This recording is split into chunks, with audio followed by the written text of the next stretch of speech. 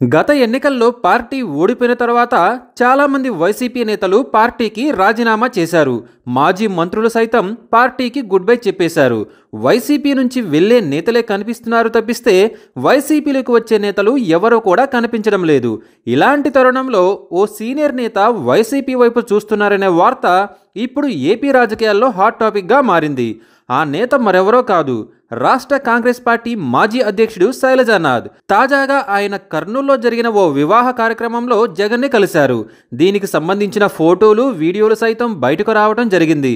దీంతో ఆయన వైసీపీ తీర్థం పుచ్చుకోవడం ఖాయమనే మాటలు వినిపించాయి. తాజాగా ఆయన ఓ యూట్యూబ్ ఛానల్కు ఇచ్చిన ఇంటర్వ్యూలో వైసీపీలో చేరికపై చెప్పకనే చెప్పారు. వైసీపీలో తాను చేరేది లేనిది అన్నది కాలమే నిర్ణయిస్తుందని ఆయన తెలిపారు. ఆ ఇంటర్వ్యూలో జగన్ పట్ల సాఫ్ట్ కార్నర్తో శైలజానాథ్ మాట్లాడారు.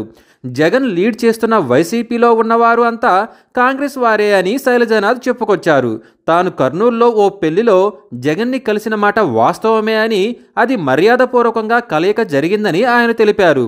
జగన్తో తనకు చిరకాల పరిచయం ఉందని, ఆయన ఎదురుపడితే తనను హక్ చేసుకుంటారని, తాను షేక్ హ్యాండ్ ఇచ్చి మాట్లాడతానని శైలజానాథ్ అన్నారు.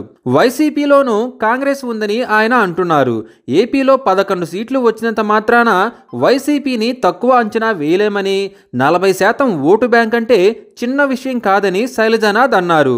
23 సీట్లు వచ్చిన టీడీపీ ఈరోజు అధికారంలోకి వచ్చింది కదా అని ఆయన గుర్తు చేశారు.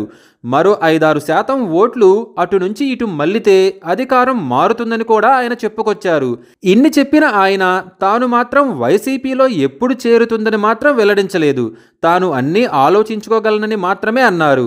జగన్ జిల్లాల పర్యటన సమయంలో శైలజానాథ్ వైసీపీలో చేరే అవకాశం కనిపిస్తోంది.